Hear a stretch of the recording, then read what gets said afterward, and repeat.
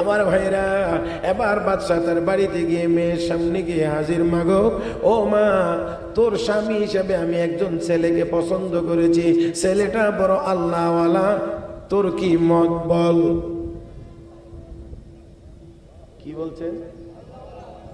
মা, তোর স্বামী হিসাবে একজন ছেলেকে আমি পছন্দ করেছি, ছেলেটা বড় আল্লাহওয়ালা, কি বল, তোর মত কি? মেয়ে ডাক দেখো, যদি আল্লাহওয়ালা হয়, যদি আল্লাহওয়ালা হয়, আমার কোনো আপত্তি নাই, আমি রাজি আছি। এই আস্তে করে, নাচতে করে, নাচতে করে। কি ওয়ালা হইলে? কি ওয়ালা হইলে? আল্লাহওয়ালা হইলে। আব্বা, যদি আল্লাহওয়ালা হয়ে থাকে আমার আর কোনো আপত্তি নাই। ও মুসলমান, এবার তিনি অনুমতি নিয়ে ইজিন নিয়ে চলে আসলেন। যুবক তার বাড়ি ঘরের মানুষ নিয়ে মসজিদে হাজির হয়ে গিয়েছে। আমার বাংলারা মসজিদের ভিতরে বিয়ে হয়েছে, বিয়ে যখন শেষ, এবার বাকি কাজ কামগুলো, অন্যান্য আনুষঙ্গিক কাজ কাম সব শেষ হয়ে গিয়েছে। এবার শ্বশুর মেয়ে ডাক দিয়ে জামাই রে কয়, ও জামাই, যাও যাও, তুমি গিয়ে তোমার ঘরটা, তোমার রুমটা, যে রুমে তুমি থাকবা, এই রুমটা একটু গুছিয়ে গেছে ঠিকঠাক করো, আর আমি আমার মেয়েটাকে সুন্দর করে সাজিয়ে তোমার বাড়িতে, তোমার রুমে আমি পৌঁছিয়ে দেব। এবার সুন্দর করে সাজিয়ে গুছিয়ে বাদশা কিরমানি তার মেয়েকে পৌঁছায় দিয়েছেন। বাদশার মেয়ে এবার ওই ঘরে গিয়ে প্রবেশ করেছে, ওই হুজরাতে গেছেন, ডাইন বাম তাকাইলেন, চোখ ঘুরাইলেন, কি দেখলেন কি না, এবার চোখের পানি ছেড়ে কান্না শুরু করে দিলেন, কাঁদতে আছেন, কান্না শুরু করে দিলেন। স্বামী মনে মনে ভাবছে, আমি আমার মতো একজন সাধারণ পরিবারের মানুষ, আমি এই বাড়িতে এসে আমার বাড়ি ঘর হয়তো পছন্দ হয় না, আমার বাড়িঘর উন্নত না, এই কারণে মনে হয় এখন কান্না শুরু করে দিয়েছে। ডাক দিয়ে কবিবি, আমি তো বিয়ে করতেছিলাম না, আমার শ্বশুর আব্বাই তো আমাকে রাজি করাইলেন, আমার সাথে তোমাকে বিয়ে দেবে, এখন আমার এই দারিদ্রতা দেখে তুমি কেন কান্নাকাটি করতে আসো? আমি তো আগেই বলেছিলাম বাদশার মেয়ে আমার ঘরে মানাইবে না। ও মুসলমান, ভালো করে খেয়াল করে শোনেন, আল্লাহর বান্দি বাদশার মেয়ে নববধূ ডাক দিয়ে কো, স্বামী, আমার কান্নার কারণ এটা না যে আপনি দরিদ্র, এই কারণে আমি কাঁদি না। তাহলে কেন তুমি কাঁদতে আসো? আমি কাঁদতে আসি কেন? তাহলে একটু দেখেন, এই বলে একটু বালিশটা একটু ধাক্কা দিলেন। وصدق رسوله النبي الأمي الكريم ونحن على ذلك لمن الشاهدين والشاكرين والحمد لله رب العالمين. اللهم صل على محمد وعلى آل محمد كما صليت على إبراهيم وعلى آل إبراهيم إنك حميد مجيد. اللهم بارك على محمد وعلى آل محمد كما باركت على إبراهيم وعلى آل إبراهيم إنك حميد مجيد. জামিউ সুন্নাহ ফারুকিয়া মাদ্রাসা দেলিয়াই, দক্ষিণ বাজার, চাটখিল, নোয়াখালীর উদ্যোগে আয়োজিত আজকের ওয়াজ মাহফিলের মুহতারাম সভাপতি, উপস্থিত হযরত উলামায়ে কেরাম, সমবেত দিনদার ইমানদার মুসলমান ভাইয়েরা, পর্দার আড়ালে অবস্থানরত শ্রদ্ধেয় সম্মানিত মা ও বোনেরা, রব্বে করিমের দরবারে শুকরিয়া আদায় করছি, যিনি আমাদেরকে অত্যন্ত দয়া করে, মায়া করে আজকের এই মুবারক মজলিসে আসার, বসার, কোরআন ও সুন্নাহর কিছু কথা বলার ও শোনার তৌফিক দান করেছেন। মহব্বতের সাথে সবাই রব্বে করিমের দরবারে শুকরিয়া আদায় করি, বলি আলহামদুলিল্লাহ। আমি আপনাদের খেদমতে সূরাতুল বাকারার শুরু দিকের একখানা আয়াত তিলাওয়াত করেছি। আয়াতে কারিমার আলোকেই আপনাদের খেদমতে কয়েকটি কথা বলার আশা করেছি। আল্লাহ রাব্বুল আলামিন যেন বলবার, শুনবার, বুঝবার এবং আমল করার তৌফিক দান করেন, সবাই বলি আমিন। মুহতারাম উপস্থিতি, আমরা এই দুনিয়াতে ছিলাম না, এই দুনিয়াতে কেউ থাকতেও পারবো না। দুনিয়া থাকার জায়গা না, কেউ চাইলেও দুনিয়াতে থাকার কোনো ব্যবস্থা করতে পারবে না। দুনিয়াতে আসার ক্ষেত্রে আমাদের যেমন কোনো আবেদন নিবেদন ছিল না, ঠিক তেমনিভাবে দুনিয়া থেকে না যাওয়ার ক্ষেত্রেও কোনো আবেদন নিবেদন গ্রহণযোগ্য হবে না। মোটামুটিভাবে এতটুকু কথা যদি বুঝে থাকেন তো আমাকে একটু জবাব দেবেন, দুনিয়াতে এই পৃথিবীতে যে আমরা ছিলাম না, আবার এই পৃথিবীতে থাকবো না, এই কথাটা কত ভাগ সত্য? হ্যাঁ, 100 ভাগ, 100 ভাগ সত্য। ছিলাম না, থাকবো না। এখন দুনিয়াতে আসি, এই কতক্ষণ আসি এটাও কিন্তু আমাদের কাহারও জানা নাই, 100 ভাগ অনিশ্চিত। আমার কথা ভাষাগত দিক দিয়ে বুঝতে অসুবিধা হয় না তো? তাহলে ছিলাম না এটা 100 ভাগ সত্য, থাকবো না এটাও 100 ভাগ সত্য। আসি, এখন মাঝখানে আসি, কিন্তু কতক্ষণ আসি এটা আবার 100 ভাগ অনিশ্চিত। কাহারও জানা, কাহারও জানা? আমরা কেউ জানি কখন মরব? কেউ জানি না কোথায় মরব। তাহলে কাহারই জানা নাই। এবার একটু চিন্তা করে দেখেন, যেই পৃথিবীতে আসি কতক্ষণ থাকবো কেউ জানি না, অথচ সেই দুনিয়ার জন্যে, এই পৃথিবীর জন্যে, এই দুনিয়ার সম্পদের জন্যে দিন রাত 24 ঘন্টা কাজ এবং চিন্তা, ফিকির এবং কাজ। এই দুনিয়াতে কেমন করে আরেকটু বেশি টাকার মালিক হওয়া যায়। তাহলে যেই দুনিয়াটা থাকা সম্পূর্ণ অনিশ্চিত, সেই দুনিয়ার পিছনে এত সময় ব্যয় করা আর আল্লাহর জান্নাতকে ভুলে যাওয়া, এটা কোনো বুদ্ধিমানের কাজ হতে পারে না। আর একটু আওয়াজ করে বলেন।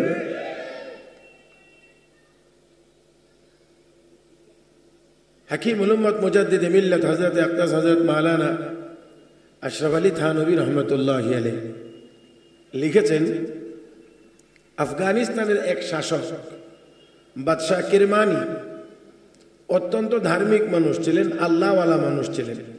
আগের দিনে বড় বড় রাজা বাদশারাও বড় আল্লাহওয়ালা ছিলেন, আল্লাহর ওলি ছিলেন। আর এখন তো মাশাআল্লাহ আল্লাহওয়ালা একজন জনপ্রতিনিধি পাওয়া বড় কঠিন। হ্যাঁ, ঠিক না? একেবারে অনেক কঠিন এবং অনেক জটিল। আর কোনো আল্লাহওয়ালা মানুষ যদি জনপ্রতিনিধি হইতে চায়ও, জনগণ তাকে সাপোর্ট করে না। হ্যাঁ, বুঝেন নাই মনে হয়, ভোট দিতে চায় না। তো যাক, আল্লাহওয়ালা বাদশাহ, ঘরে একজন মেয়ে, সেও আল্লাহওয়ালি। এই জন্য বাদশার মনে মনে চিন্তা, মেয়েটা আল্লাহওয়ালি, তাকে তো বিয়ে শাদী দিতে হলে এমন একজন আল্লাহওয়ালা ছেলের কাছেই দিতে হবে। হ্যাঁ, এখন আল্লাহওয়ালা খুঁজে না মালওয়ালা খুঁজে? হ্যাঁ, এখন ছেলে মেয়ে বিয়ে দেওয়ার জন্য আল্লাহওয়ালা ছেলে খুঁজে না মালওয়ালা খুঁজে। এবার মাল চুরি করে জমাক, ডাকাতি করে জমাক, দুর্নীতি করে জমাক, যেভাবেই জমিয়ে থাকুক, মালওয়ালা হইলেই হয়। বড় লোক, সম্পদ আছে, বাড়ি আছে, গাড়ি আছে, হ্যাঁ, যার কারণে যা হওয়ার তাই হচ্ছে।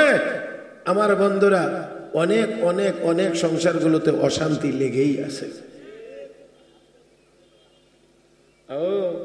ও ভাই, এনে এনে কথা কইলে আমার একটু ডিস্টার্ব। তো বাদশাহ আল্লাহওয়ালা, মেয়ে আল্লাহওয়ালি, এই জন্যে মনে মনে খুঁজেন একজন আল্লাহওয়ালা ছেলে।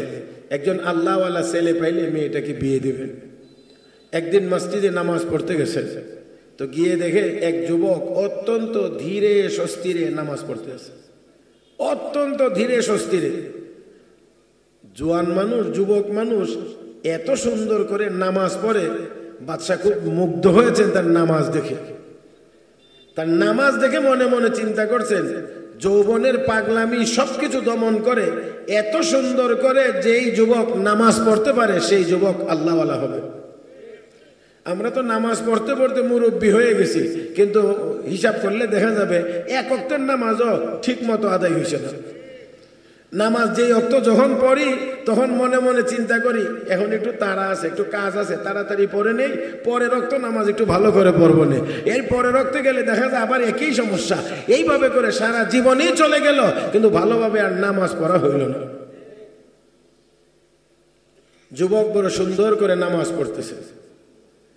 এই জন্যে বুজুর্গানে দিন বলেন, নফল নামাজ রাকাত বাড়ানোর চিন্তা না করে সুন্দর করে পড়ার চিন্তা করা উচিত। বুঝেন নাই? ফরজ রাকাতে তো আর কমানো যাবে না। এশার নামাজ 4 রাকাত, এখানে 2 রাকাত পড়া যাবে? হ্যাঁ, কমানো যাবে না। 3 রাকাত মাগরিব 2 রাকাত পড়া যাবে, এটা কমানো যাবে না। কিন্তু নফল নামাজ পড়ার ক্ষেত্রে শুধু রাকাতের সংখ্যার দিকে না তাকিয়ে যতটুকু পড়বে ততটুকু যেন সুন্দর করে পড়ে সেই চেষ্টা করতে হবে। আর আল্লাহ রাব্বুল আলামিনের দরবারে সুন্দর আমলই কবুল হয়। বাদশা কিরমানি অত্যন্ত অভিভূত হলেন। নামাজ শেষ করলে যুবক এবার বাদশা কিরমানি তার সামনে গিয়ে দাঁড়িয়ে বলেন, ও যুবক, তুমি কি আমাকে চিনো? না, আমি তো আপনাকে চিনি না। আর ওই যুগে না চেনাটা কোনো দোষ ছিল না, কারণ ইলেকট্রনিক্স মিডিয়া, প্রিন্ট মিডিয়া কোনোটাই তো ওই যুগে ছিল না। দেখলে চিনবে, না দেখলে কোত্থেকে চিনবে? টেলিভিশনের পর্দায় দেখার মতো কোনো সুযোগও না, আমি আপনাকে চিনি না। আমি বাদশা কিরমানি। যখন বাদশা পরিচয় দিয়েছে তখন যুবক নিজেকে একটু গুছিয়ে নিয়েছে যে বাদশার সাথে কথা বলতে হলে তো জেন তেন ভাবে কথা বললে হবে না, কথাটা একটু গুছাইয়া বলতে হবে। বাদশা এবার বলতেছে, যুবক, আমার ঘরে একজন মেয়ে আছে, আমি আমার এই মেয়েটাকে তোমার কাছে বিয়ে দিতে চাই। যুবক ছেলেটা যেন হঠাৎ করে উপর থেকে নিচে পড়ে গেছে, অনেকটা এমন। বাদশা হয়ে বাদশার মেয়ে আমার কাছে বিয়ে দিতে চায়। যুবক কয়, বাদশা, আমি একজন সাধারণ ফ্যামিলির সন্তান, সাধারণ পরিবারের সন্তান, এত উন্নত মানের কোনো বাড়িঘর নাই, টাকা পয়সা নাই, আমার ঘরে বাদশার মেয়ে এটা মানাইবে না। একটু খেয়াল করবেন যুবক কি বলতে চাইছে। বাদশা ঠিকই বুঝে গেছে। তার মানে হলো যে আমি যদি গরিব মানুষ হয়ে থাকি, বাদশার মেয়ে যদি আমার ঘরে আসে, তাহলে আমার হালতের সাথে, আমার অবস্থার সাথে বাদশার মেয়ে নিজেকে মানায়া নিতে পারবে না। কারণ বাদশার মেয়ে বাদশাহী মেজাজ, চলাফেরা বাদশাহী স্টাইল। যেমন আমাদের দেশে যে যত বড় লোক তার ছেলে মেয়েদের চলার স্টাইল তেমন। বুঝেন নেই? চলার স্টাইল তেমন। এখন যুবক ডাক দিয়ে কয়, আমার ঘরে বাদশার মেয়ে মানাইবে না। বাদশাও বুঝতে পেরেছে, ডাক দিয়ে বলছেন, যুবক, টেনশনের কোনো কারণ নাই, ভয়ের কোনো কারণ নাই। আমার মেয়েটা আল্লাহওয়ালি। জোরে কোন আল্লাহু আকবার। আমার মেয়েটা হলো আল্লাহওয়ালি। তার মানে বুঝাই দিলেন টেনশনের কোনো কারণ নাই, চিন্তার কোনো কারণ নাই। আমার মেয়ে বাদশার মেয়ে হতে পারে, কিন্তু বাদশাহী জীবন যাপন না, বাদশাহী চলাফেরা না, বরঞ্চ আমার মেয়ের মধ্যে যথেষ্ট পরিমাণ কানাত আছে, অল্প তুষ্টির গুণ আছে। আমার ভাইয়েরা, একটি কথা মনে রাখতে হবে, যদি কোনো মানুষের ভিতরে অল্প তুষ্টির গুণ না অর্জিত হয়, কানাত যদি কারো ভিতরে সৃষ্টি না হয়, কানাত যদি কারো ভিতরে না থাকে, সারাটা দুনিয়া দিলেও তার পেট ভরবে। এজন্য আমার নবী বলেন, 2টা পৃথিবী যদি স্বর্ণ দিয়ে ভরে দেওয়া হয়, তারপরেও আদম সন্তানের পেট ভরবে না। আল্লাহ তাআলা সালিসান, সে তৃতীয় আরেকটা পৃথিবী তালাশ করবে। আমার ভাইরা, পক্ষান্তরে যদি কারো মধ্যে কানাআতের গুণ চলে আসে, অল্প তুষ্টির গুণ যদি চলে আসে, অল্প পাইবে, সামান্য পাইবে, এই সামান্যর দ্বারা সে তার অন্তরের দিক থেকে সন্তুষ্ট হয়ে যাইবে। আমার বন্ধুরা, দুনিয়ার জীবনে যদি কোনো মানুষ শুধু দুনিয়ার পিছনে দৌড়ায়, আরো আরো আরো আরো, কোনদিন তার পেট ভরবে না। আর সামান্য পাইয়া খাওয়ার পরে যদি বলে আলহামদুলিল্লাহ, আল্লাহ তুমি আমাকে খাওয়াইছো, তাহলে ওই লোকটার মনের ভিতরে তৃপ্তি আসবে, শান্তি আসবে। যতক্ষণ পর্যন্ত শুকরিয়া আদায় হবে না, ততক্ষণ পর্যন্ত তার কলবে শান্তির ব্যবস্থা হবে না। এই জন্য তাকায় দেখেন, আমাদের দেশে যারা 500 কোটি টাকার মালিক, তারা 1000 কোটি টাকার পেরেশানির মধ্যে আছে। কথা আমার বুঝেননি আপনারা? তাহলে আরেকটু মনোযোগী হন। সবাই একটু দয়া করে একটু সোজা হন তো, একটু সোজা হন। সন্ধ্যা রাত্রি কেমন জানি গুজা হয়ে গেছেন, বাঁকা তারা হয়ে গেছেন। ও ভাইরা, একটু মেহরবানি করে একটু সোজা হয়ে আমার দিকে তাকান, আর একটু আওয়াজ করে কথা বললেন। আপনারা তো এখান থেকেই আসছেন, আমি তো 11:30 বাজে রওনা দিয়া এতক্ষণে মাত্র হচ্ছি। কথা বুঝেন নাই? রাস্তা আছে ভাঙ্গা, আছে জ্যাম ট্যাম, সবকিছু মিলাইয়া আমার আরো আধা ঘন্টা আগে আসার কথা ছিল, কিন্তু দুঃখিত যে আমি ইচ্ছাকৃত না, আমি অনিচ্ছাকৃত ভাবে আধা ঘন্টা লেট হয়ে গেছে শুধু রাস্তার ঝামেলার কারণে। তো এত দূর থেকে রওনা, 11:30টায় বাসা থেকে বের হয়েছি।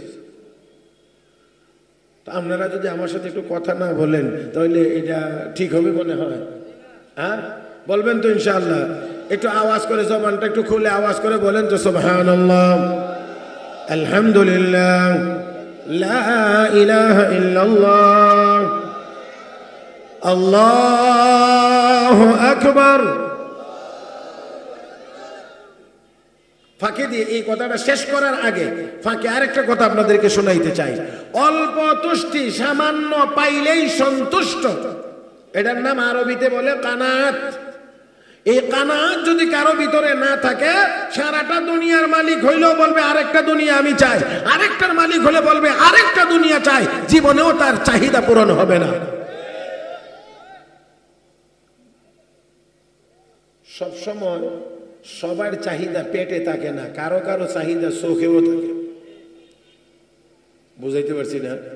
ছোট সময় অসুস্থ হলে ডাক্তারের কাছে নিয়ে গেলে ডাক্তার বলতো এটা এটা খাওয়ায়েন না, এটা এটা খাওয়ায়েন না। যখন ছোট ছিলাম তো আব্বা ডাক্তারের কাছে নিয়ে গেছেন, তো ডাক্তার বলছে এটা খাওয়ায়েন না, এটা খাওয়ায়েন না, এটা খাওয়ায়েন না, চিংড়ি মাছ খাওয়ায়েন না। কারণ ঘরের মধ্যে রান্না করে রাখছে চিংড়ি মাছ, মানে দেখলে, কথা বুঝেন নাই? পেট কিন্তু ভালো না, কিন্তু দেখলে চোখে মানে না, এই জন্যে লুকায় লুকায় খায় লেতাম। তো মা টের হইলে কইতো এর তো পেটে বুক না রে, এর তো চোখে বুক। বুক বুঝেননি? বুক খিদা, ওর তো পেটে, এর তো পেটে চাহিদা না, পেটের খিদা না, এর চোখের খিদা। তো কথা বুঝেন নাই? তো মানুষ অনেকের চাহিদা পেটে না, অনেক মানুষের চাহিদা আছে চোখে, যার কারণে চোখে যা দেখে সবটাই তার লাগে। হযরত আব্দুল্লাহ ইবনুল মুবারক রাহমাতুল্লাহি আলাইহি, জগৎ বিখ্যাত মুহাদ্দিস, মুফাসসির, ফকিহ, ইমাম আজম আবু হানিফা রাহমাতুল্লাহি আলাইহির ছাত্র, অনেক অনেক বড় মানুষ। আমি সেই দিকেও যাচ্ছি না।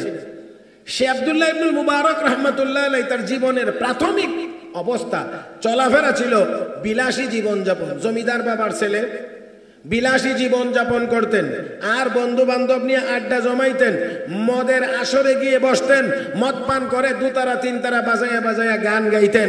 আমার বন্ধুরা, এখনো আমাদের দেশের বহু যুবকেরা এই বন্ধু বান্ধবের খপ্পরে পরে মিলে মিলে গিয়ে মদের আড্ডাখানা জমায়। হযরত আব্দুল্লাহ ইবনুল মুবারক রাহমাতুল্লাহি আলাইহি তিনিও এমনই বন্ধু বান্ধবের সাথে এই আড্ডা জমাইতেন, ক্লাবে যাইতেন, মদ পান করতেন, দুতারা তিনতারা বাজায় গান গাইতেন। মনে রাখতে হবে একটার সাথে আরেকটা সম্পর্ক আছে। গান বাজনা, নাটক, সিনেমার সাথে মদ খাওয়ার বা নেশার জগতের যথেষ্ট সম্পর্ক আছে। আল্লাহর ইচ্ছা যে আল্লাহ পাক তাকে হেদায়েত দান করবেন, আল্লাহ তাকে জগৎবাসীর জন্য খেদমত তাকে দিয়ে নিবেন, হাদিসের খেদমত তাকে দিয়ে নিবেন। আল্লাহ রাব্বুল আলামিন কি ব্যবস্থা করেছেন দেখেন। উনি একদিন অধিক পরিমাণ মদ পান করে সেন্সলেস, দুতারা একদিক উনি চলে গেছে, আরেক দিক অনেকক্ষণ পরে যখন চেতনা ফিরে এসেছে তখন খুঁজে দুতারাটা বের করছেন, বের করে এবার বাজাইতে চাইলেন, কিন্তু এখন আর বাজে না। ভাবলেন হাত থেকে ছুটে পড়ে, মনে হয় তার তো ঢিলা হয়ে গেছে, আচ্ছা দেখি একটু মেরামত করি, দেখি বাজে কিনা। মেরামত করলেন, বাজে না। আবারও মেরামত করলেন, বাজে না। সর্বশেষ তিনি অব্যাহত রাখছেন চেষ্টা বাজানোর জন্যে, কিন্তু এক পর্যায়ে দেখা গেল ওই তারের ভিতর থেকে আল্লাহর কালামের তেলাওয়াতের আওয়াজ শুরু হয়ে গেছে। আর একটু মহব্বতে বলেন, শোনা যায় তারের ভিতর থেকে আওয়াজ, ألم يأن للذين آمنوا أن تخشع قلوبهم لذكر الله। হে ইমানদার, আর কতদিন পর্যন্ত মদের আড্ডায় পড়ে থাকবা? আর কতদিন দুতারা তিনতারা বাজায়া গান গান গাইবা, আর কতদিন বেনামাজি বেরোজাদার হয়ে থাকবা, আর কতদিন বেপরদা হয়ে চলাফেরা করবা। আল্লাহর আযাবের কথা স্মরণ করে কান্নার সময় কি এখনো হয় নাই? এখনো কি সেই সময়টা আসে নাই? অর্ধ মাতাল অবস্থায় আব্দুল্লাহ ইবনুল মুবারক জবাব দিয়ে বলেন, বালা ইয়া রাব্বি কাদ আন, বালা ইয়া রাব্বি কাদ আন, বালা ইয়া রাব্বি কাদ আন। প্রভু গো, হ্যাঁ সময় এসেছে, হ্যাঁ সময় এসেছে, হ্যাঁ সময় এসেছে। বাড়িতে দৌড় দিয়েছেন, মার কাছে গিয়ে বলছেন, মা গো, ও মা, এতদিন পর্যন্ত যেই তারের ভিতর থেকে বাজনার আওয়াজ বের হইতো আর ওই তালে তালে আমি গান গাইতাম, আজকে ওই তারের ভিতর থেকে আমি আল্লাহর কালাম পবিত্র কোরআনের তিলাওয়াতের আওয়াজ শুনতে পেয়েছি। মা বুঝতে পেরেছেন দোতারার তারের ভিতর থেকে আওয়াজ, গানের আওয়াজ আসার কথা, কোরআনের আওয়াজ আসার কথা না। নিশ্চয়ই আল্লাহর কুদরত ব্যবহার হয়েছে। আল্লাহ রাব্বুল আলামিনের দরবারে কাঁদতে আরম্ভ করেছেন, বলেন, প্রভু গো, আমার মনে হয় তুমি আমার ছেলেটার হেদায়েতের ব্যবস্থা করছো। আল্লাহ, আমার ছেলেটাকে তুমি কবুল করে নাও। এক আয়াতের তেলাওয়াত শুনাইয়া আল্লাহ রাব্বুল আলামিন এত বড় ব্যক্তিটাকে, যে মদের আড্ডায় দোতারা তিনতারা বাজায় গান গাইতেন, বলা যায় এত বড় মদখোর, এত বড় গায়ককে আমার আল্লাহ ওই মদের আড্ডা থেকে নামাইয়া তওবা করাইয়া ইমামে আজম আবু হানিফার ছাত্র বানাইয়া জগৎ বিখ্যাত মুহাদ্দিস বানাইয়া দিয়েছে। সেই আব্দুল্লাহ ইবনুল মুবারক রাহমাতুল্লাহি আলাইহি বলেন, এই কথাটাই আমার মূল কথাটা। সেই আব্দুল্লাহ ইবনুল মুবারক রাহমাতুল্লাহি আলাইহি বলেন, আল্লাহ যখন আমাকে হেদায়েতের পুরাপুরি আলো দেন নাই, ততদিন পর্যন্ত আমি আমার গায়ে যে জামা কাপড় পরিধান করতাম, তাকাইতাম আমার সাথে আর কোনো মানুষের দেখা হলে তার গায়ে এই জামা আসেনি না নাই, আমার মতো কাপড়ের, এই দামি কাপড়ের জামা যদি কারো গায়ে আমি দেখতাম, তাহলে এই জামা আমি আর পরতাম না, খুলে ফেলে দিয়ে আরেকটা পরতাম। বুঝছেন নি আপনারা? একটা জামা তিনি পরছেন, যদি দেখছেন যে এই কাপড়ের জামা আরো কোনো মানুষের গায়ে, তখন আর এটা উনি ওনার গায়ে রাখেন নাই, খুলে ফেলে দিয়েছেন, আরেকটা গায়ে দিয়েছেন। আচ্ছা বলেন, এমন যদি চিন্তা হয় যে আমি যে কাপড়টা দিয়ে জামা বানাইছি এই কাপড় যেন আর কারো গায়ে না থাকে, তাহলে তো শুধু এই চেক করতে করতেই, এই দিকে তাকায় থাকতে থাকতেই তো মনের সব শান্তি দূর হইয়া আরেক মহা অশান্তির মধ্যে গিয়ে পড়ে যায়। কারণ সার্বক্ষণিক দেখতে হবে আমার মতো কাপড় নিয়ে আরো কেউ কিনে ফেলেছে, আমার মতো কাপড় নিয়ে কেউ পরিধান করে ফেলেছে, আমার মতো জামা নিয়ে কেউ গায়ে দিয়ে ফেলেছে।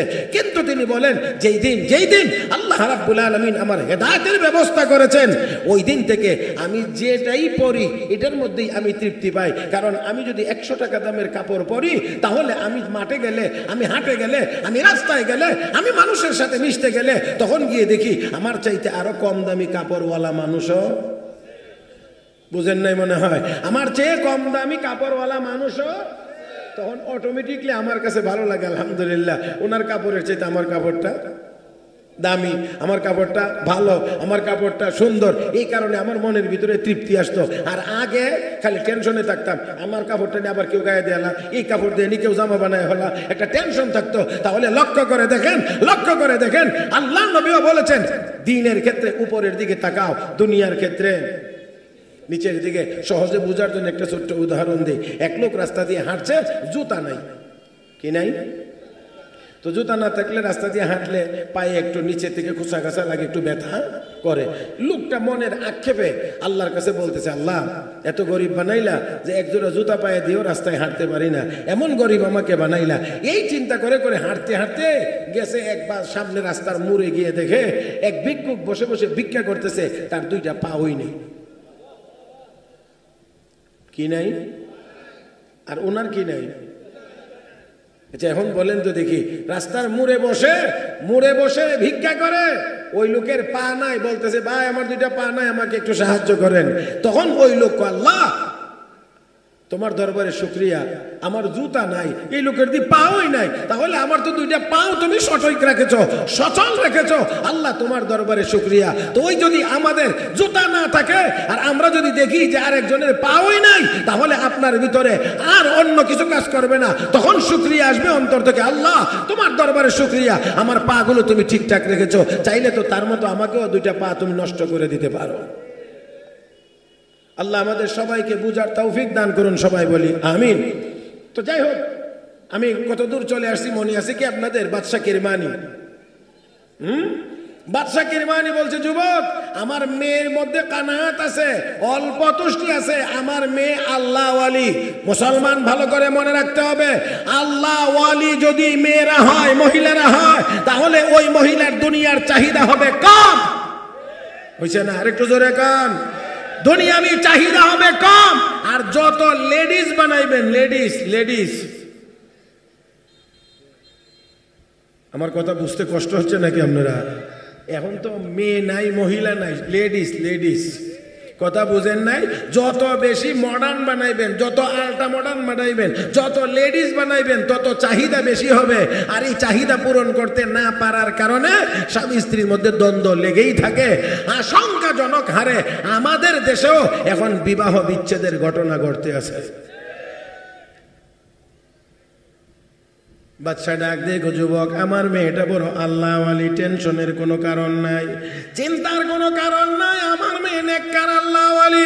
আমার বন্ধুরা, মেয়ে যদি আল্লাহ ওয়ালি হয়, স্ত্রী যদি আল্লাহ ওয়ালি হয়, তাহলে অবশ্যই তার চিন্তা থাকবে আখিরাতমুখী, আল্লাহর সন্তুষ্টি পাওয়াটাই হবে মূল জায়গা। ও মুসলমান, সবাই তো আমরা জানি ইউসুফ আলাইহিস সালাম এবং হযরত ইউসুফ আলাইহিস সালাম এবং জুলাইখার কথা। আল্লাহ কোরআনে সূরা নাজিল করেছেন, ইউসুফ আলাইহিস সালামের জন্য জুলাইখার কি পরিমাণ আকর্ষণ ছিল, কি মহব্বত ছিল, তার বিবরণ সহ আল্লাহ কোরআনে বর্ণনা করেছেন। আমার বন্ধুরা, এক সময় গিয়ে ইউসুফ আলাইহিস সালামের সাথে জুলাইখার বিয়ে হয়েছিল, কিন্তু জুলাইখা তখন মাঝে মাঝে অভিমান করতেন। হযরত ইউসুফ আলাইহিস সালাম মাঝে মাঝে অভিমান করে বলতেন, জুলাইখা আমার সাথে যখন তোমার বিয়ে হয় নাই, তখন তোমার মধ্যে আমার প্রতি আকর্ষণ বেশি ছিল, অনেক বেশি আকর্ষণ ছিল, আর এখন তুমি আমার স্ত্রী হওয়ার পরে আমার প্রতি তোমার যেন আকর্ষণ কমে গিয়েছে। জুলাইখা তখন ডাক দিয়ে কো, আল্লাহর পয়গম্বর, আপনার সাথে বিয়ে হওয়ার মাধ্যমে আমি তো আমার আল্লাহর সাথে পরিচয় লাভ করেছি। আল্লাহর সাথে পরিচয়, তো আল্লাহর সাথে পরিচয় হওয়ার কারণে আমার মন মেজাজ দেমাগ এখন আল্লাহমুখী হয়ে গিয়েছে। এই জন্যে সেটা অনুভব হয়। ও মুসলমান, তাহলে একটু খেয়াল করতে হবে, যদি মানুষ আল্লাহওয়ালা হয়, যদি আল্লাহ ওয়ালি হয়, তাহলে তার কাছে ইবাদতের মজাই তো বেশি মজা, ইবাদতের মজাই তো বড় মজা, আল্লাহর জিকিরের মজা বড় মজা, অন্য মজা তার কাছে বেশি মজা লাগবে না। আল্লাহর বান্দা বান্দি যখন ইবাদতের স্বাদ আর মজা পেয়ে যায়, তখন তার কাছে দুনিয়ার অন্য কোনো মজা আর মজা লাগে না। ছোট্ট একটা কথাই শুধুমাত্র স্মরণ করায়া দেই, হযরত বেলালের উপরে নির্যাতন, হযরত আবু বকর সিদ্দিক গিয়ে পাশে দাঁড়াইলেন, বেলাল রে, তুই জোরে জোরে লা ইলাহা ইল্লাল্লাহ বলার কারণে তোর উপরে নির্যাতন হয়। ও বেলাল, তোর মালিক বড় খারাপ, তোর মালিকের সাথে কোনো বিষয় নিয়ে কোনো কথা বলা যায় না। তবে রে বেলাল, একটি অনুরোধ নিয়ে তোর কাছে এসেছি। বলে কি অনুরোধ? জিকির আস্তে করলেও আল্লাহ শোনেন, জোরে করলেও আল্লাহ শোনেন। সবাই মিলে বলেন, আস্তে জিকির করলেও আল্লাহ শোনেননি না শোনেন না? এইদিকে যারা আছেন, এই কোনাতে যারা আছেন, আল্লাহর হস্তে 10 থেকে 15 সেকেন্ডের মধ্যে একটু আগায় আসেন। এই ছাত্ররা সহ দুষ্টামি যেন না হয়, একেবারে সোজা, একটু মেহেরবানি করেন। মাশাআল্লাহ, মাশাআল্লাহ, মাশাআল্লাহ, এই তো সুন্দর হয়েছে। এইদিকে যারা আছেন তারাও যদি আর এই 2-4 হাত 2-4 ফুট জায়গা সামনে আগায় আসেন, তাহলে আমার মনে হয় এদিক দিয়েও মজলিস সুন্দর হয়ে যাবে। এই যে তালবা, মাশাআল্লাহ, মাশাআল্লাহ, জি জি জি, আমার দিক, সবাই মিলে একবার আমার দিকে তাকান। হযরত আবু বকর বলেন, বেলাল, জোরে জিকির করলেও আল্লাহ শোনেন, আস্তে জিকির করলেও আল্লাহ। সবাই মিলে বলেন, আস্তে বললেও আল্লাহ শোনেন। ও বেলাল, জোরে জোরে জিকির বন্ধ করে দাও, আস্তে আস্তে জিকির করো, আস্তে জিকির করলেও আল্লাহ শুনবেন। বেলাল বললেন, ঠিক আছে আস্তে, কিন্তু দেখা গেছে আওয়াজ বড় হয়ে গেছে। আবার আবু বকর গিয়ে বলেন, বেলাল আস্তে জিকির করো, ঠিক আছে আস্তে, এবারও আওয়াজ বড় হয়ে গেছে। হযরত বেলাল আবার গেছেন, গিয়ে বলেন, ও বেলাল, আবু বকর আবার গিয়ে বলেন, ও বেলাল আস্তে জিকির করো, ঠিক আছে আস্তে। চতুর্থবারে হযরত আবু বকর গিয়ে আবার একটু চড় চড়া আওয়াজ। ডাক দেখো বেলাল, বারবার তোমাকে বলি আস্তে জিকির করার জন্য, তুমিও কথা দাও কিন্তু কথা দিয়ে কথা রাখো না, তোমার আওয়াজ কেন বড় হয়ে যায়? হযরত বেলাল বুঝে গেছেন হযরত আবু বকরের আওয়াজ একটু চড়া, একটু বিরক্তির ভাব দেখা যায়, এই জন্য ডাক দেখো, ও নবীর সাহাবী আবু বকর সিদ্দিক শোনেন গো, আমি আপনাকে কথা দেই জিকির আস্তে করব, এই জন্য শুরুটাও আমি আস্তেই করি, কিন্তু আমি যখন আমার আল্লাহর নামের জিকির শুরু করে দেই, আমি আমার কলবের ভিতরে আমার আল্লাহর নামের স্বাদ আর মজা পাইতে আরম্ভ করি। একটু আওয়াজ করে বলতে হবে, আমার আল্লাহর নামের ভিতরে স্বাদ আর মজা নাই না আছে? ও মুসলমান, আল্লাহ রাব্বুল আলামিনের জিকির যখন আমি শুরু করে দেই, আমি আমার আল্লাহর নামের স্বাদ আর মজা আমার কলবের ভিতরে পাইতে আরম্ভ করি। আর আমি যখন আমার আল্লাহর নামের স্বাদ আর মজার ভিতরে ঢুকে যাই, তখন আমার আওয়াজ কেমনে বড় হয় তাও বলতে পারি না। ওই সময় কাফির বেঈমানেরা কেমন নির্যাতন করে আমি বেলাল টের পাই না। জোরে কোন আল্লাহু আকবার। একটু মহব্বতের আওয়াজে পড়ি লা ইলাহা ইল্লাল্লাহ। জবান খুলে আওয়াজ করে বলেন লা ইল্লাল্লাহ, লা ইলাহা ইল্লাল্লাহ, লা ইলাহা ইল্লাল্লাহ, লা ইলাহা ইল্লাল্লাহ, লা ইলাহা ইল্লাল্লাহ, মুহাম্মাদুর রাসূলুল্লাহ।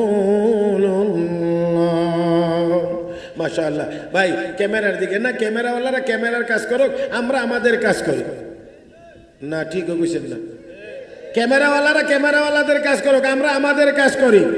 তাহলে আল্লাহর ইবাদতের মজা যখন ভিতরে চলে আসে, দুনিয়ার আর কোনো মজা তার কাছে মজা লাগে? জোরে কোন মজা লাগে? আমি এই জন্য মাঝে মাঝে বলি, মিষ্টি আছে না আপনাদের দিকে, রসগোল্লা যেটা রেখো, ওই বুজুর্গ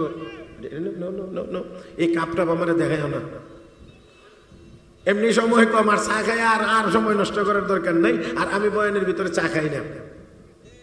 মুহতারাম হাজিরিন, রসগোল্লা আছে না, এটা কিরকম লাগে? ঠিক টক লাগে, মিষ্টি। এমন মিষ্টি 2-4টা খাওয়ার পরে যদি এবার গিয়া চা খাইতে বসে, কিরকম লাগে?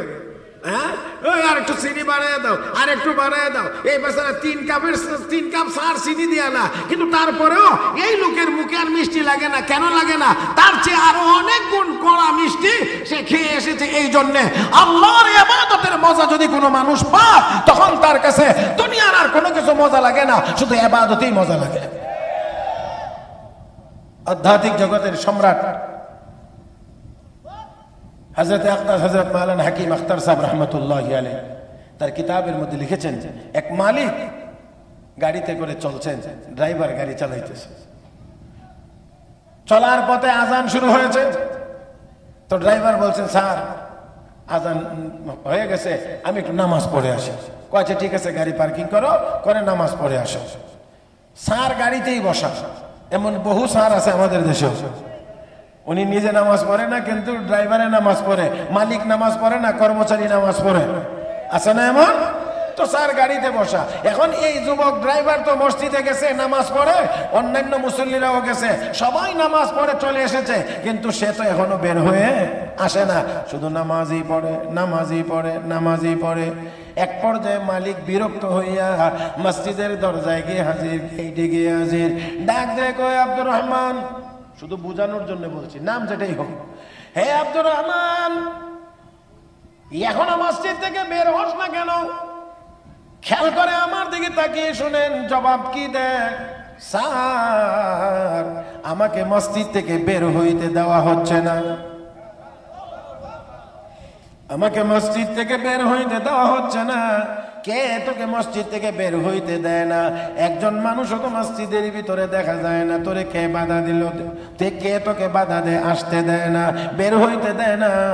এবার ওই ড্রাইভার ডাক দিয়ে কো, স্যার, যেই আল্লাহ আপনাকে মসজিদে ঢুকতে দেন না, সেই আল্লাহ আমাকে মসজিদ থেকে বাহির হইতে দেন না। আমার ভাইরা, আমার বন্ধুরা, আবার বলেন, আল্লাহর ইবাদতের ভিতরে সাদার মজা নাই না আছে? আমার বন্ধুরা, বাদশা কিরমানি ডাক দিয়ে কো, যুবক, টেনশনের কোনো কারণ নাই। আমার মেয়ের ক্রিম, পাউডার, স্নো, এই জাতীয় তেল, সাবান, কাপড় চোপড় ইত্যাদির লম্বা বড় চাহিদা হবে না। তার কারণ আমার মেয়েটা বড় আল্লাহওয়ালি। আমার বন্ধুরা, আমরা যদি আমাদের প্রত্যেকের মেয়েকে এমন আল্লাহওয়ালি করে বানাইতে পারতাম, তাহলে আমার মনে হয় অনেক স্বামীদেরকেই সংসারের চাহিদা পূরণ করার জন্য ঘুষ খাওয়া লাগতো না, অনেকের এই সুদের সাথে সম্পৃক্ত হওয়ার দরকার হইতো না।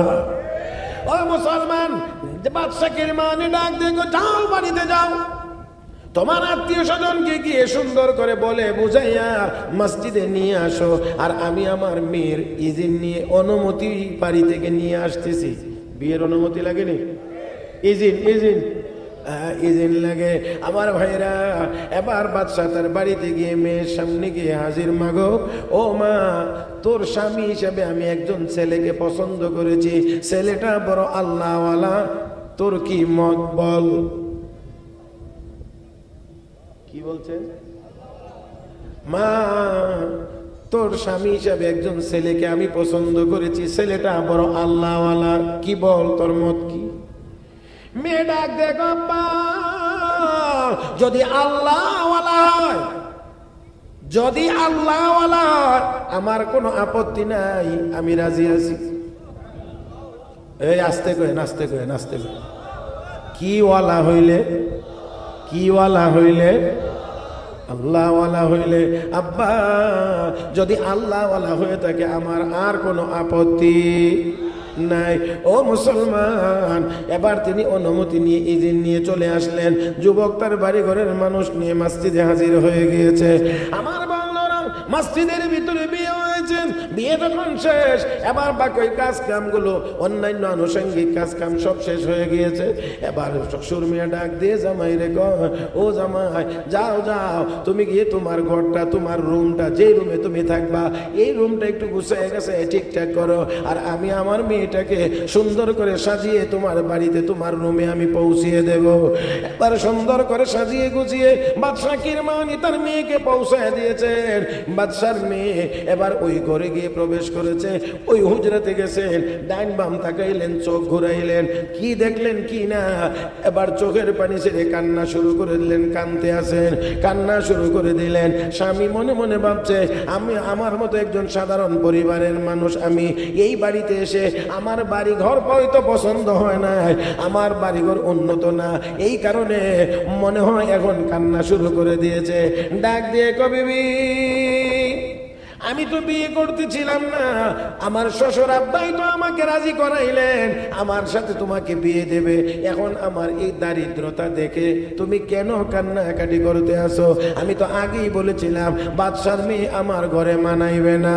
ও মুসলমান, ভালো করে খেয়াল করে শোনেন, আল্লাহর বান্দি বাদশার মেয়ে নববধূ ডাক দিয়ে কো, স্বামী,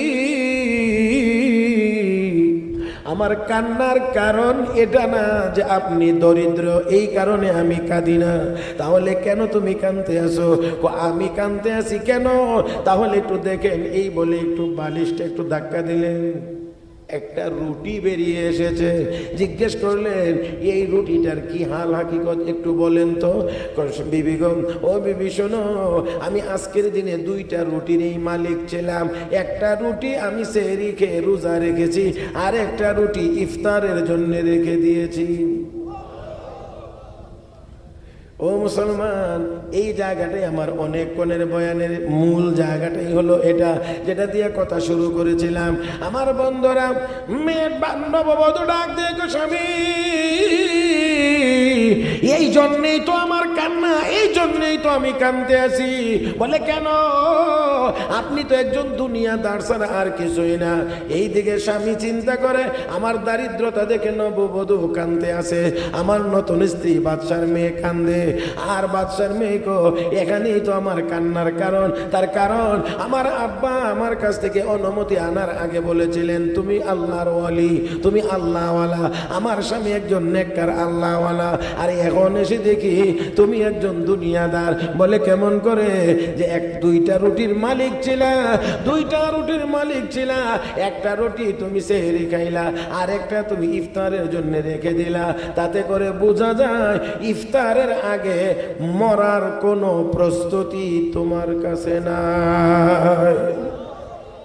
এবার কি কিছুটা বুঝে আসছে আপনাদের? তাহলে বোঝা যায় ইফতারের আগে মরার কোনো চিন্তা ভাবনা নাই, না থাকার কারণেই তো ইফতারের জন্য রুটি রেখে দিয়েছো। আমার বন্ধুরা, আপনারা বলেন একজন মানুষ রোজা রাখে সেহরিকে রাত 3টা, 3:30, 4টায় ইফতার করে গিয়ে 6টা, 6:30, 5:30, 5:45, 6টা বিভিন্ন সময়ে মোটামুটি বলা যায় 12, 13, 14 ঘন্টার ব্যবধান। মরতে কি এত সময় লাগে? আরো আসতে মরতে এত সময় লাগে না। ও মুসলমান, এটাই ছিল আমার বলার কথা। 1 ঘন্টা সময়, 1 ঘন্টা সময় আমাদের জানা নাই নিশ্চিত করে। 1 ঘন্টা সময় আমরা বাঁচবো এটা আমাদের কাহারও জানা। আরো জোরে। তাহলে মরণের প্রস্তুতি কখন নিবেন? এ মুসলমান, এবার এই উত্তরটা আপনারা দিবেন। মরণের প্রস্তুতি আমরা কখন নেব? এক কথায় যদি বলি, এখনই তো নিবেন। মরার জন্য সবসময় প্রস্তুত হয়ে থাকতে হবে। মরার জন্য সবসময় প্রস্তুত হয়ে থাকতে হবে। জানা নাই কখন মরব, কে জানেন? আরো জোরে। ইন্নাল্লাহা ইনদাহু ইলমুস সাআ ওয়া ইউনাজ্জিলুল গায়ব ওয়া ইয়ালামু মা ফিল আরহাম ওয়া মা تدري نفس ماذا تكسب غدا وما تدري نفس بأي أرض تموت إن الله عليم خبير।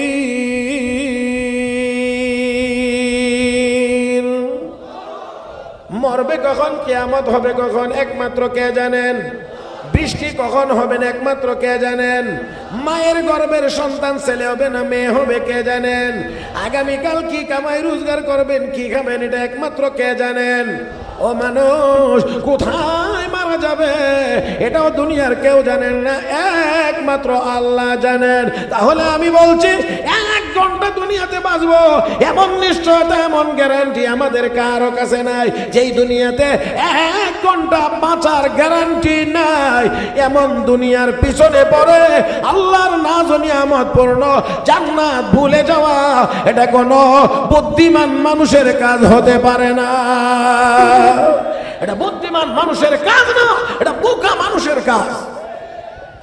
সেই জন্য আসেন আমি যেখান থেকে শুরু আবার এখানে আসতে চাই। তা হলো এই, আমরা দুনিয়াতে ছিলাম না শতভাগ সত্য, থাকবো না শতভাগ সত্য, দুনিয়াতে আসি কতক্ষণ এটা আবার শতভাগ অনিশ্চিত। তাহলে 2 শতভাগ সত্যের মাঝখানে এখন আমরা কিছুক্ষণ আসি, এটা হলো আমাদের এই ইহকালীন জিন্দেগি। কতক্ষণ আসি জানা নাই, জানা নাই। তাহলে দুনিয়া সাথে করে নিয়ে যাওয়া যাবে? দুনিয়া সাথে করে নিয়ে যাওয়া যাবে? রেখেই যাইতে হবে। দুনিয়ার সাথে নিয়ে যাওয়া যায় না, নিয়ে যাওয়া যাবেও না। ও বন্ধুরা, তাহলে নিয়ে যাওয়া যাবে যেই জিনিস, তার নাম হলো ঈমান আর নেক আমল। ঈমান আর নেক আমল। জোরে জোরে জোরে জোরে। নিয়ে যাওয়া যাবে ঈমান আর নেক আমল, নেওয়া যাবে, এছাড়া আর নেওয়া যাবে না। হ্যাঁ, সম্পদ ততটুকু নেওয়া যাবে যতটুকু আপনি দান খয়রাত দুনিয়া থেকে করে যাবেন, সেটা আপনার কবরে জমা থাকবে। আপনি যদি সদকায়ে জারিয়া রেখে যান, তাহলে সেটা আপনার মরণের পড়ার পরেও আপনার কবরে জমা হবে। আর না হয় যা যা আছে সব আপনি মরার সাথে সাথে অন্যদের মধ্যে বন্টন হয়ে যাবে। কয়টা বাজে? আর 10 মিনিট আছে আলহামদুলিল্লাহ 10 মিনিটে আমি মোটামুটি কথা গুছায় নেওয়ার চেষ্টা করব ইনশাআল্লাহ। মুহতারাম উপস্থিতি, তাহলে আসেন আমরা দুনিয়াতে আসি সামান্য সময়ের জন্য আসি, জানা নাই কতক্ষণের জন্য আসি। এই জন্য রব্বে কারীম কোরআনের বিভিন্ন আয়াতে আমাদেরকে স্মরণ করিয়ে দিয়েছেন। যেমন এক আয়াতে আল্লাহ বলেন, ইয়া আইয়ুহাল্লাযীনা আমানু লা তুলহিকুম আমওয়ালুকুম ওয়ালা আওলাদুকুম আন যিকরিল্লাহ ওয়া মান ইয়াফআল যালিক فأولئك هم الخاسرون وأنفقوا مما رزقناكم من قبل أن يأتي أحدكم الموت فيقول رب لولا أخرتني إلى أجل قريب فأصدق وأكن من الصالحين ولن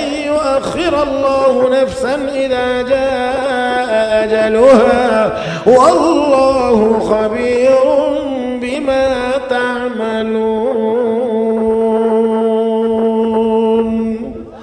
আল্লাহ রাব্বুল আলামিন বলেন, হে দুনিয়ার মানুষেরা, হে ঈমানদারেরা, লা তুলহিকুম আমওয়ালুকুম ওয়ালা আওলাদুকুম, তোমাদের সম্পদ, তোমাদের সন্তান সন্ততি তারা যেন আমার জিকির থেকে তোমাদেরকে গাফেল করে না দেয়। যদি এমনটা হয়ে যায় ক্ষতিগ্রস্ত হয়ে যাবে। ওয়া আনফিকু মিম্মা রাযাকনাকুম মিন ক্বাবলি আন ইয়াতিয়া আহাদাকুমুল মাউত, মউত আসার আগে আগে ইবাদত করে প্রস্তুতি নিয়ে নাও। দান খয়রাত যা করবার মরার আগে করে নাও। ও মুসলমান, এমন যেন না হয় রব্বে কারীম বলেন আজরাইল চলে আসবে আর তখন কেউ বলবে, লাউলা আখারতানি ইলা আজালিন করিম, আমাকে একটু সময় যদি দেওয়া হয় তাহলে আমি অবশ্যই নেককার হয়ে যাব। ফাসাদদাকা ওয়া আকুম মিনাস সালিহিন, আমি আল্লাহর রাস্তায় দান খয়রাত করব, আমি নেক আমল করার মাধ্যমে নেককার হয়ে যাব। রব্বে কারীম বলেন, না না, লা ইউআখিরুল্লাহু নাফসান ইযা জাআ আজালুহা, নির্দিষ্ট সময় যখন চলে আসবে একটুও বাড়ানো হবে না, একটুও বাড়ানো হবে না। ও ভাইয়েরা, হায়াতের কাঁটা একেবারে সুনির্দিষ্ট, এটা আর এক্সটেনশন হবে, বলেন না হবে না? না, তাহলে জানা নাই কতক্ষণ আসি। আজরাইল চলে আসলে ফিরানোর কোনো ব্যবস্থা নাই। তাহলে ইবাদত বন্দেগী চিন্তা ভাবনা করে, বুদ্ধি করে, পরামর্শ করে, প্ল্যান করে আগামী 2 বছর 3 বছর 5 বছর পরে করব, এমন চিন্তা না করে সব সময় আল্লাহর ইবাদতের ভিতরে থাকা। যখনই মউত আসে আমার মউতটা যেন ইবাদতের হালতে হয়। কথা কোন ঠিক কিনা? এমন একটি অবস্থায় থাকা, বলে তাহলে কি সাংসারিক কাজকর্ম করতে পারবো না? তাহলে কি ঘুমাইতে পারবো না? তাহলে কি ক্ষেত কামারে কাজ করতে পারবো না? ব্যবসা বাণিজ্য করতে পারবো না? চাকরি করতে পারবো না? সব পারা যাবে, কোনোটাতে বাধা নাই, কোনোটাই বাধা নাই। রাসূল হাদিস শরীফে ঘোষণা করেছেন, قال رسول الله صلى الله عليه وسلم من صلى العشاء بجماعة فكأنما صلى نصف الليل ومن صلى الصبح بجماعة فكأنما صلى الليل كله أو كما قال عليه الصلاة والسلام। রহমতের নবী বলেন, উম্মত, কোন মানুষ যদি এশার নামাজ জামাতে আদায় করে ঘুমিয়ে যায়, কোন নামাজ কিভাবে? ওই ভাই সবাই বলেন, কোন নামাজ কিভাবে?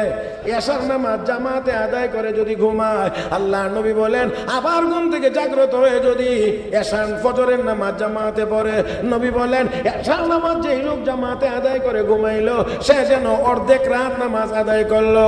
আবার যে ফজরের নামাজ জামাতে আদায় করবে, আমার নবী বলেন সে যেন সারা রাত নামাজ আদায় করলো। তাহলে আপনি সারা রাত ঘুমান, নবী কো আপনি নামাজ পড়েন। আমি আপনি ঘুমাই, নবী কো উম্মতের নামাজ পড়ে। শুধু কি করতে হবে? এশার নামাজটাও জামাতে হওয়া চাই, ফজরের নামাজটাও জামাতে হওয়া চাই। তাহলে মাঝখানের ঘুমটাও ইবাদত। এখন কেউ যদি এশার নামাজ জামাতে আদায় করে, কোনো গুনার কাজ না করে ঘুমিয়ে যায়, আর ঘুমের ঘরে যদি মারা যায়, তাহলে নেক আমলের হালতেই তার মৃত্যু হয়ে গেল। কথা বুঝাইতে পারছি না মনে হয়? এশার নামাজ পড়ে, জামাতে পড়ে, অন্য কোনো গুনার কাজ না করে, আল্লাহুম্মা বিসমিকা আমুতু আহইয়া বলে ডান কাত হয়ে ঘুমিয়ে পড়লো। এই ঘুমের ভিতর থেকেই যদি মওত হয়ে যায়, আর যদি জাগতে না পারে, তাহলে অবশ্যই ইবাদতের হালতে তার মওত। কিন্তু দুর্ভাগ্য আমাদের, আমরা মোবাইল শরীফ এখন একেবারে শেষ মুহূর্ত পর্যন্ত রাগ করছেন মনে হইতেছে। আর সারা জীবনেও এতটুকু সময় কোরআন খুলে তাকায় নাই। আল্লাহর বান্দা যুবকেরা যতক্ষণ এক রাত্রিতে একদিনে একটানা যতক্ষণ মোবাইলের দিকে তাকায়া থাকে।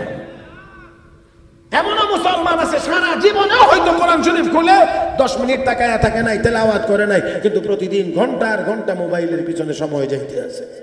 আমার ভাইয়েরা, তাহলে আসেন আমার এতক্ষণের আলোচনার একেবারে শেষ ফিনিশিংটা আয়াত তেলাওয়াত করেছিলাম, তেলাওয়াতকৃত আয়াতের প্রথম অংশের মাধ্যমে আপনাদের সাথে আলোচনাটাকে একটু মিলাইয়া দিতে চাই। মূল কথা হচ্ছিল আমার, তাহলে দুনিয়াতে আমরা ছিলাম না, আমাকে আপনাকে পাঠানো হয়েছে, দুনিয়ায় আবার থাকবো না, আমরা দুনিয়া ছেড়ে চলে যাইতে হবে। তো চলে যাব, এই যাওয়ার জায়গাটা লাইনটা দুইটা লাইন, একটা বামে একটা ডাইনে। বামেরটা হলো জাহান্নামের রাস্তা, ডাইনেরটা হলো জান্নাতের রাস্তা। এখন আপনাদের কাছে জানতে চাই, আমরা জাহান্নামে যাব না জান্নাতে যাব? জোরে বলেন জাহান্নামে না জান্নাতে? সবাই জান্নাতে যাইতে চাই, তাই না?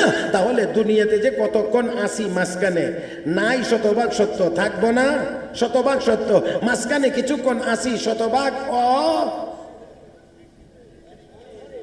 অনিশ্চিত, শতভাগ অনিশ্চিত। এই সময়টাকে ব্যবহার করতে হবে, খরচ করতে হবে ঈমান আর নেক আমলের পথে।